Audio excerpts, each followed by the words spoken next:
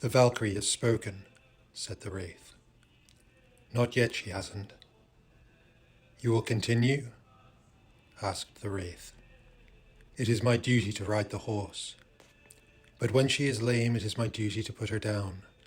Call that clinging if you want. I don't mind clinging to that to which I should cling. I shall cling to her mane while I ride. I shall cling to her body with my legs. I shall feel her move beneath me. I shall feel how she carries my weight. I shall move with her. I shall be light above her. I shall float above her. I shall be her eyes, and she shall be my body. In that way we will feel the wind together. We shall sweat together. We shall exhaust ourselves together. I will light her soul so that she may keep me warm. She shall light my soul so that I may keep her warm.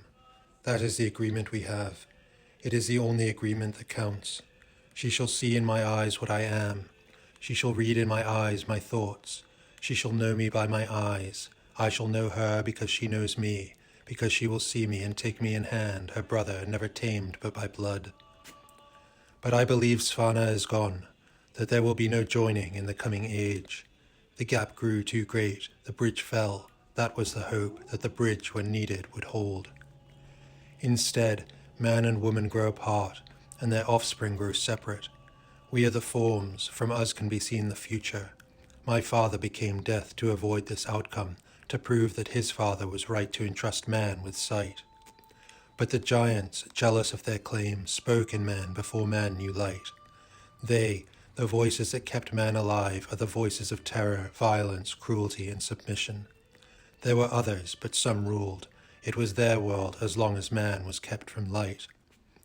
My grandfather, son of light, saw what could be and thought man was ready. He thought, through his subtle strategy, that he could free man of man's past. The man looked at the wraith. His brother, Death, son of time, held the sand glass, the birthright of his blood, and Death stood by and considered the prospect. Well, it seems my grandfather was wrong that the giants were ready to fall.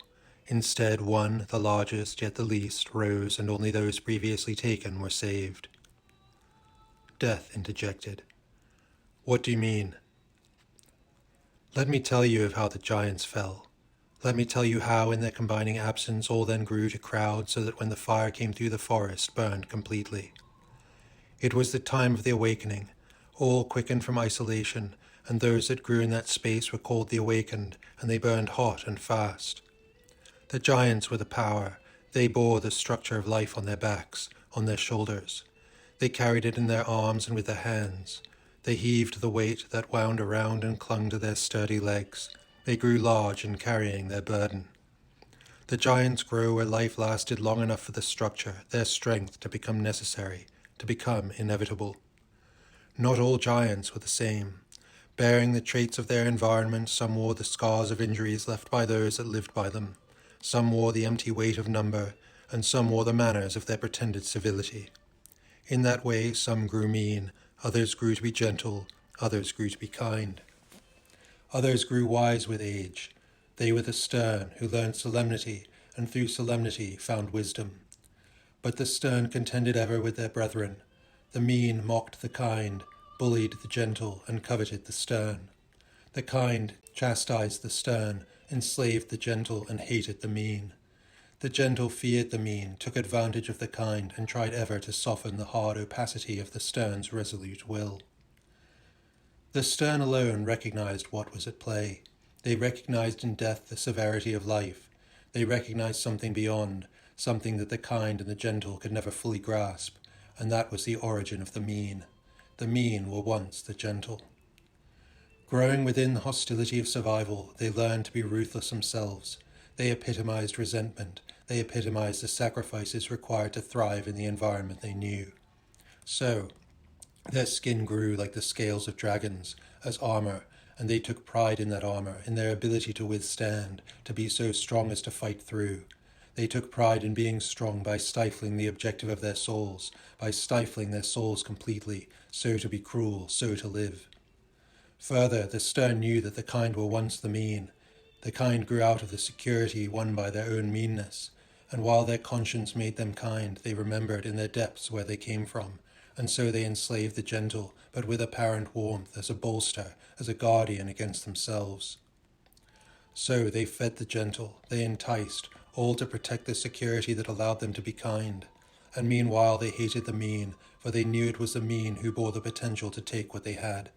And so they knew their conscience to be false, for they knew their kindness was not to atone, but rather to protect their own hard-won stake. The gentle were the weak, they were those without power, they were those that made a virtue of not fighting.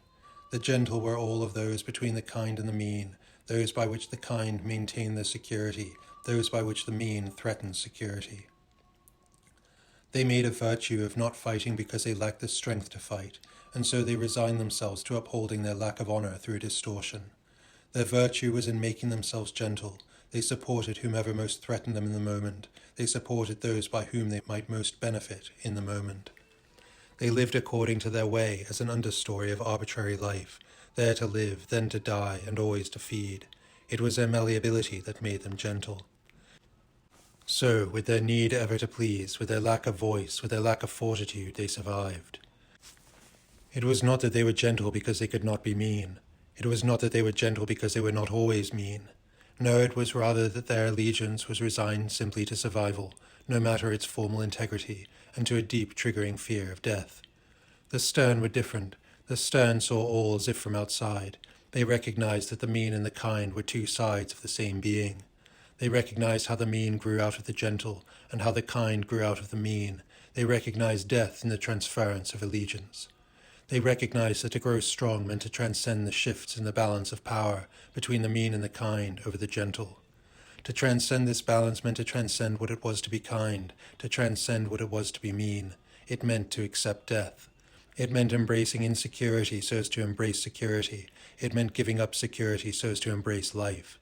Thus the stern became cruel to the mean, to the kind, and to the gentle. The stern were cruel to the mean by being untouchable, ever unbowed. The mean fed on fear, and the stern, having faced death, could not be controlled. The stern were cruel to the kind because they were not fooled. The kind fed on empty admiration, and the stern, having known the depths of life, could not be attracted. The stern were cruel to the gentle by requiring more than pretended allegiance. The gentle fed on their simple survival, on the pretended power of their masses alone, and the stern, having known both life and death, could not be swayed in their resolve by the irresolute mass. The stern recognized the ruthlessness of life and the bounty of life. They recognized the powers and the hierarchies of influence. With eyes lit to stretch over the confines of time, they recognized the need for structure. They recognized the need for that structure to be designed, to be trained, and to be maintained according to principles, to transcendent forms. Thus the stern, with eyes set to the sky, were the followers of forms. Thus the war against solemnity began. The war began between cousins, giant and stern, but something had changed. The mean had shifted the ground to make the result cruel, and the gentle was seen to bear the burden. By that the mean undermined the stern. Then the war continued, but between the mean and the kind, and again the stern bore the cost, and the power shift was completed. The kind had won, the mean were defeated, the stern discredited. Then the gentle, empowered by the kind, became the mean, and the war was fought, and the kind would lose to its own monster, and the stern with their solemnity could no longer be found. The forests had burned, the old trees were gone, the balance was lost, all grew at once. The energy previously collected, focused, and dispersed by the stern exploded to be taken up by all that might live.